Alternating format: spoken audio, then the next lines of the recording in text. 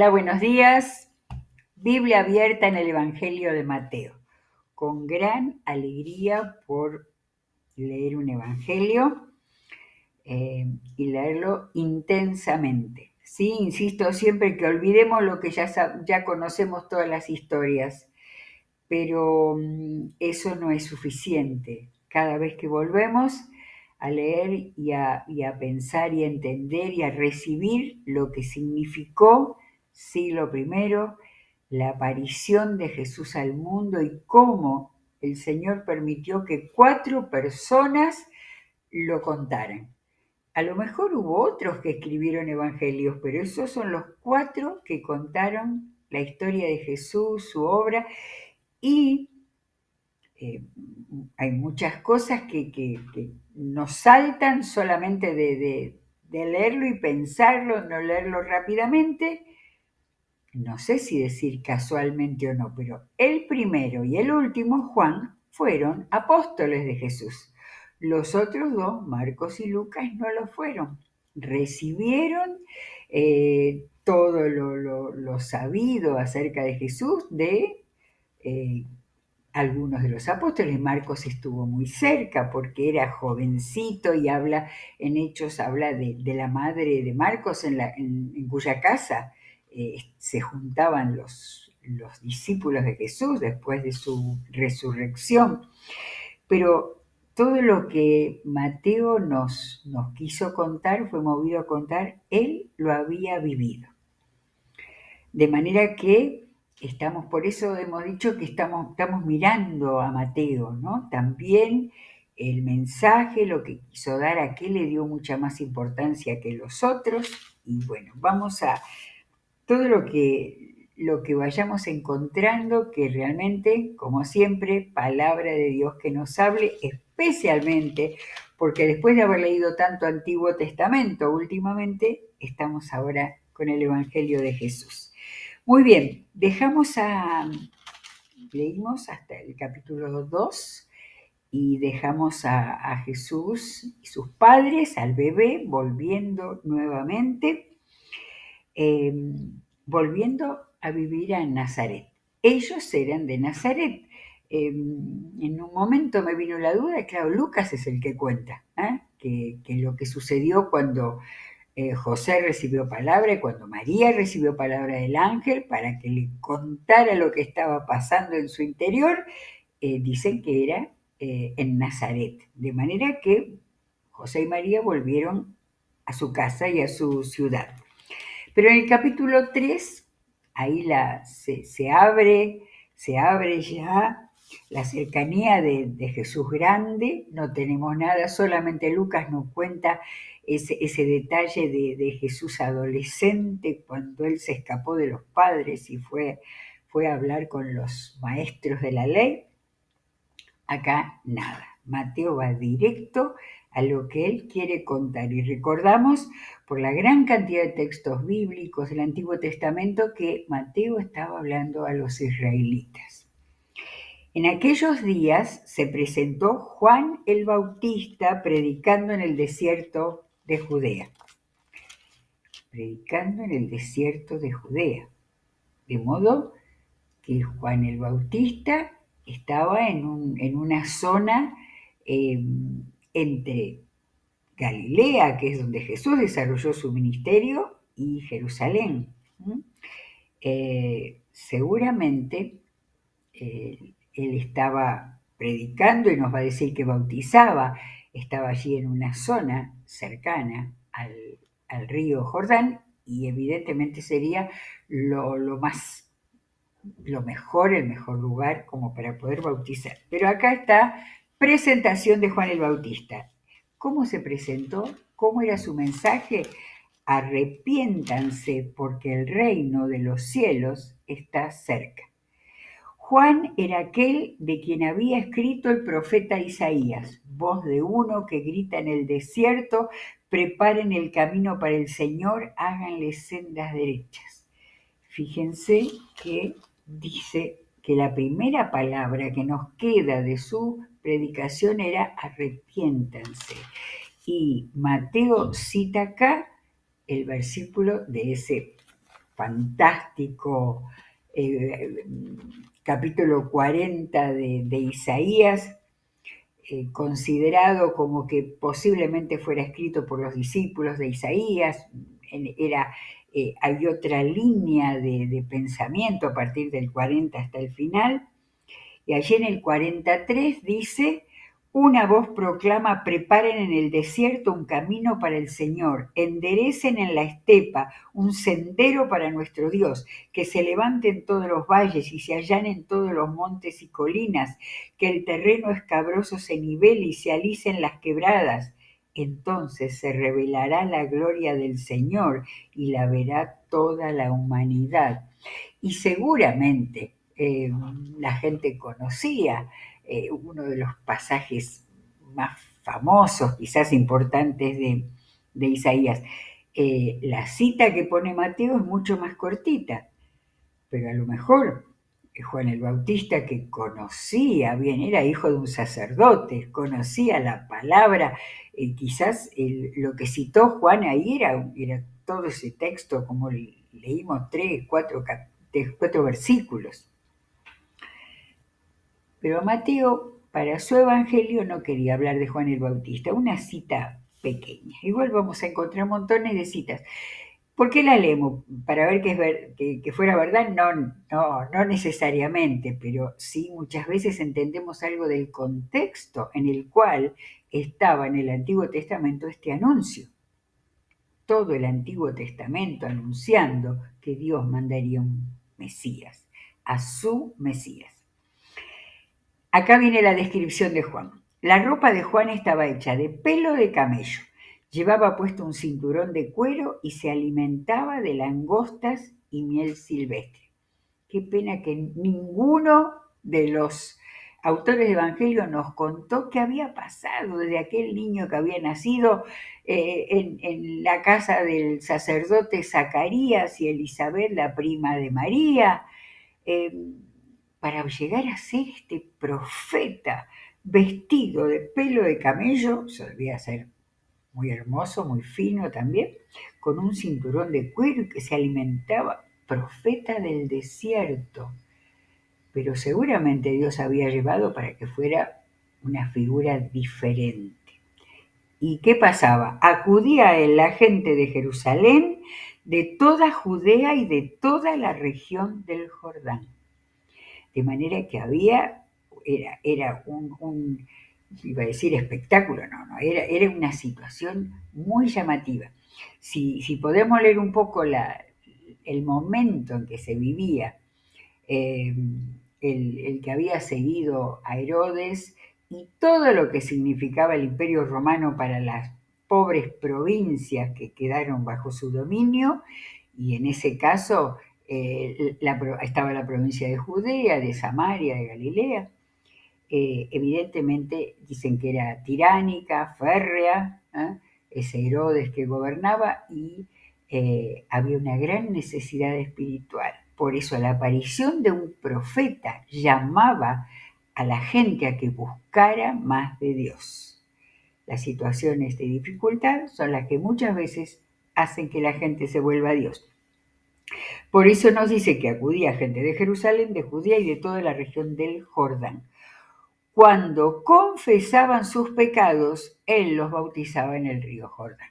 No estaba el bautismo antes de la confesión de pecado, ¿no?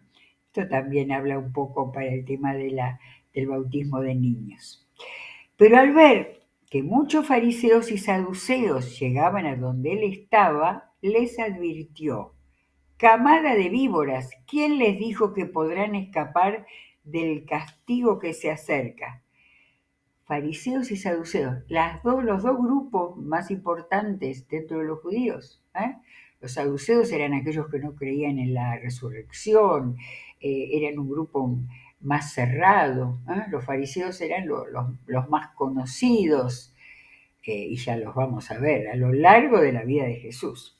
Así que, evidentemente, Juan el Bautista tenía palabra en contra de ellos para haberles dicho camada de víboras, y les dijo: produzcan frutos que demuestren arrepentimiento. No piensen que podrán alegar: tenemos a Abraham por padre, pues les digo que aún de estas piedras Dios es capaz de darles hijos a Abraham. El hacha ya está puesta a la raíz de los árboles, y todo árbol que no produzca buen fruto será cortado y arrojado al fuego. Fuerte completamente, era tremenda la predicación de Juan el Bautista. Yo los bautizo a ustedes con agua para que se arrepientan, pero el que viene detrás de mí es más poderoso que yo, y ni siquiera merezco llevarle las sandalias. Él los bautizará con el Espíritu Santo y con fuego. Tiene el rastrillo en la mano y limpiará su era, recogiendo el trigo en su granero. La paja, en cambio, la quemará con fuego que nunca se apagará. Terrible la predicación de Juan el Bautista, y acá la cita está acá al lado nomás en Malaquías, el último libro profético del Antiguo Testamento. Eso que estaba diciendo estaba en Malaquías 3:3. ¿Quién podrá soportar el día de su venida? ¿Quién podrá mantenerse en pie cuando Él aparezca? Porque será como fuego de fundidor o lejía de lavandero, lejía es la lavandina. Se sentará como fundidor y purificador de plata, purificará a los levitas y los refinará como se refinan el oro y la plata. Entonces traerán al Señor ofrendas conforme a la justicia. Era tal cual el mensaje que Juan el Bautista estaba predicando, el que viene de Malaquías, el último profeta del Antiguo Testamento.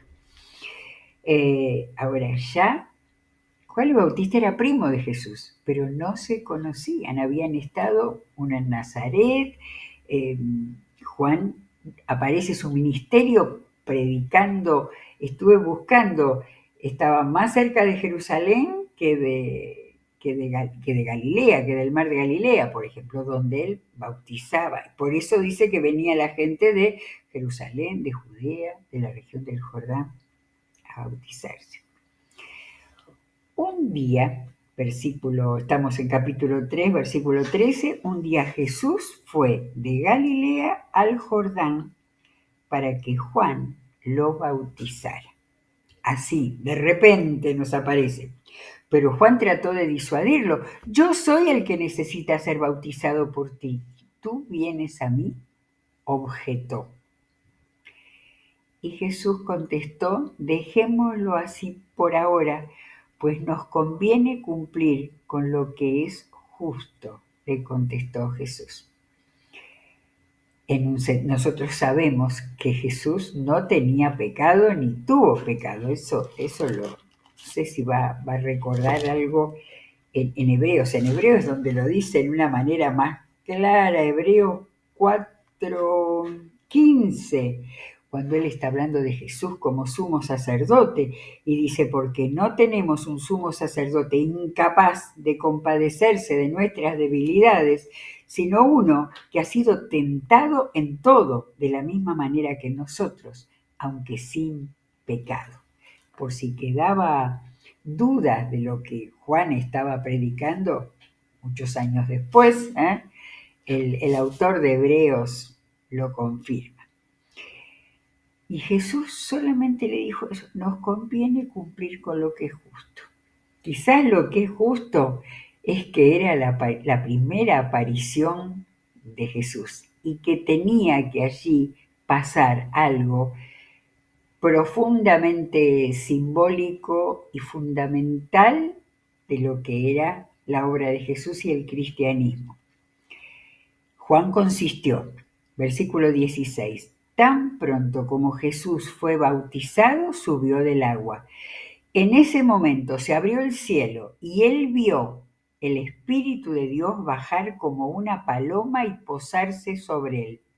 Y una voz del cielo decía, este es mi Hijo amado, estoy muy complacido con él. No sé si es así, pero cuando Jesús dijo, nos conviene cumplir con lo que es justo, tenía que pasar esa escena. No sabemos cuál fue la reacción de la gente que estaba escuchando. él dice que el Espíritu bajó como una paloma. Hubo una paloma real, física o no, pero creo que esta es la comprobación más clara de la Trinidad de Dios. Acá está Dios Padre que habla, acá está Jesús, hombre, y ahí está la presencia del Espíritu Santo, que esa frase figura, ¿no? Que se posó sobre él el Espíritu Santo. Eso es más importante que el hecho de que era una paloma. La presencia del Espíritu Santo sobre él, el Padre confirmando y allí Jesús. El centro del Evangelio es Jesús. Bien, y sigue todo ese tiempo preliminar a que Jesús empezara a hacer lo que Mateo tenía ganas de contarle a toda la gente para que creyera. Capítulo 4, luego el Espíritu. Sí, la marca de que el Espíritu en él llevó a Jesús al desierto para que el diablo lo sometiera a tentación, ¿no? Cuando Jesús dijo nos conviene cumplir lo que es justo, Jesús sabía todo lo que iba a venir. Primero su bautismo y después las tentaciones para probar que él no tenía pecado y también para probar cómo conocía las Escrituras. Luego el Espíritu llevó a Jesús al desierto para que el diablo lo sometiera a tentación. Después de ayunar 40 días y 40 noches, tuvo hambre. Qué manera de ayunar Jesús. El tentador, que esa es la palabra de Satanás es la palabra hebrea y diablo es la griega. De manera que los traductores, ¿no? Acá pusieron diablo, después habla del tentador, en todos los casos era Satanás en hebreo, pero esto es Nuevo Testamento que se escribió en griego. El tentador se le acercó y le propuso: si eres hijo de Dios, ordena estas piedras que se conviertan en pan. Jesús le respondió: escrito está, no solo de pan vive el hombre, sino de toda palabra que sale de la boca de Dios. Las 3 palabras bíblicas que Jesús le contestó al diablo estaban en Deuteronomio. Por eso es tan importante el Deuteronomio. Y vale la pena leerlo para ver el contexto en el cual Dios dijo esas palabras a Moisés, en el tiempo de Moisés. Les está hablando al pueblo, dice que Dios te humilló, te hizo pasar hambre, pero luego te alimentó con maná, comida que ni tú ni tus antepasados habían conocido, con lo que te enseñó que no solo de pan vive el hombre, sino de todo lo que sale de la boca del Señor. De manera que Jesús tomó ese pequeño versículo para contestarle al diablo. Luego el diablo lo llevó a la ciudad santa e hizo que se pusiera de pie sobre la parte más alta del templo. Las notas de mi Biblia de Estudios dicen que Herodes había hecho arreglos al templo de Jerusalén, ampliación para que fuera más importante. Era lo único que podía importarle a él, la espectacularidad. Por eso esta cita de que hizo que se pusiera de pie sobre la parte más alta del templo y le dijo: si eres hijo de Dios, tírate abajo, porque escrito está. ¿Cómo sabe el diablo la Biblia? Ordenará que sus ángeles te sostengan en sus manos para que no tropieces con piedra alguna. Salmo 91. De manera que Juan es el que dijo, ¿no? Que también Satanás teme a Dios, conoce a Dios y lo teme. Que Jesús contestó: también está escrito, no pongas a prueba al Señor tu Dios. Y creo que busqué Deuteronomio 6, y en Deuteronomio 6 están las dos respuestas siguientes. Le dijo 6:16, no pongas a prueba al Señor tu Dios como lo hiciste en Masá. En Masá era cuando aquello les agarró el ataque al pueblo porque no tenían agua y el Señor hizo el milagro ahí con Moisés. Y lo que Dios enseñó es: no pongas a prueba al Señor. Y en el 13 poquito antes dice, teme al Señor tu Dios, sírvele solamente a Él. Porque de nuevo lo tentó el diablo llevándolo a una montaña muy alta, y le mostró montañas muy altas, no hay por ahí en esa zona, pero sí colinas, y le mostró todos los reinos del mundo y su esplendor. Eso era simbólico, ¿no? Todo esto te daré si te postras y me adoras. Qué poderoso se cree Satanás, ¿no? Es decir, el creer que tiene todo el poder del mundo como para tentar al Hijo de Dios, ¿eh? Y pedirle que lo adorara a Él. Jesús le dijo, vete, Satanás.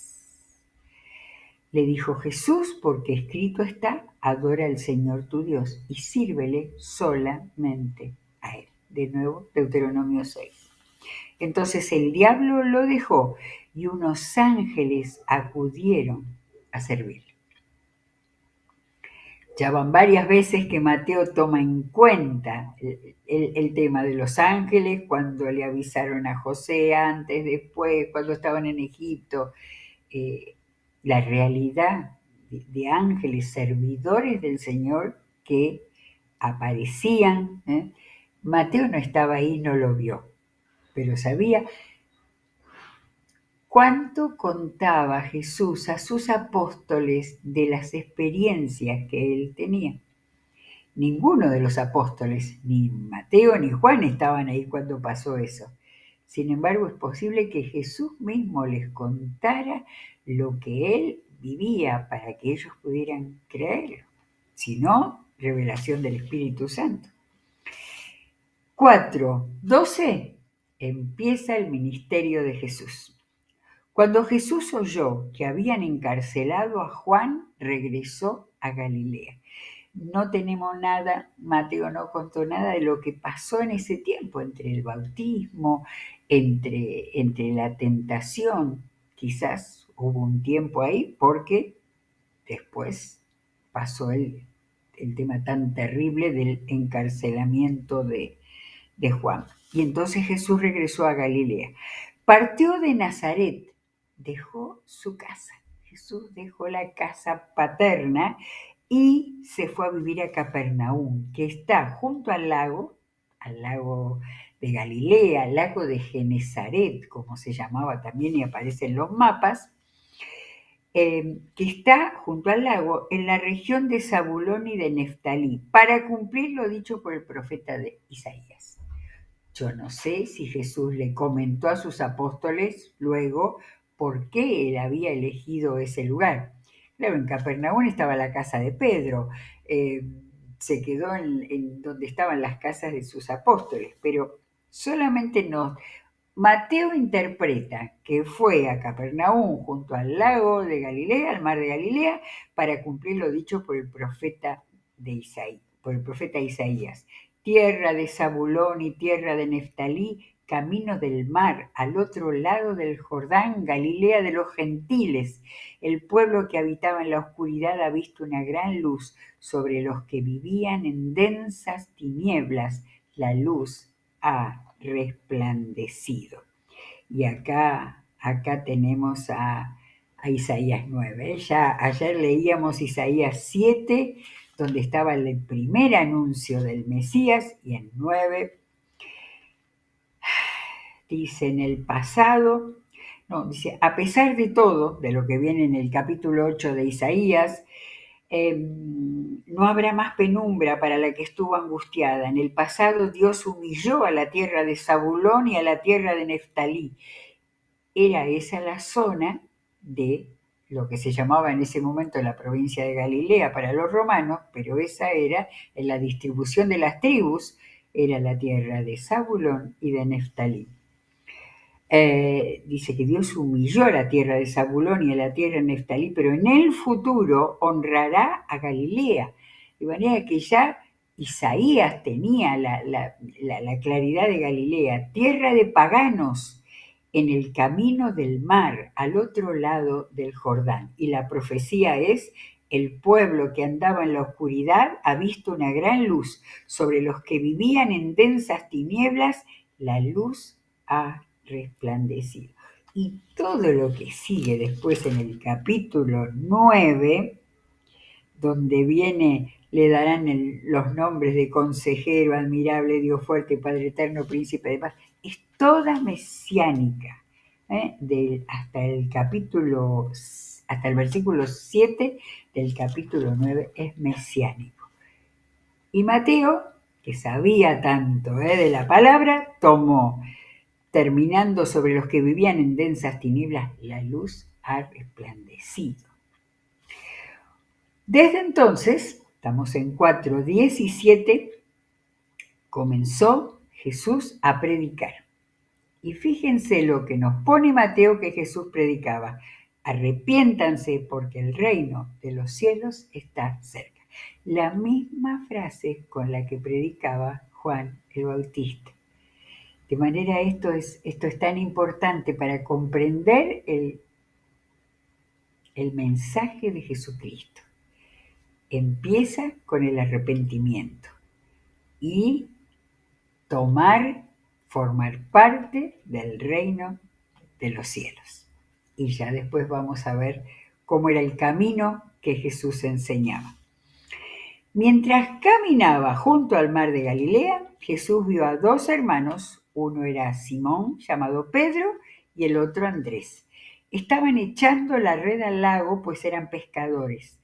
Vengan, síganme, les dijo Jesús, y los haré pescadores de hombres. Al instante dejaron las redes y lo siguieron.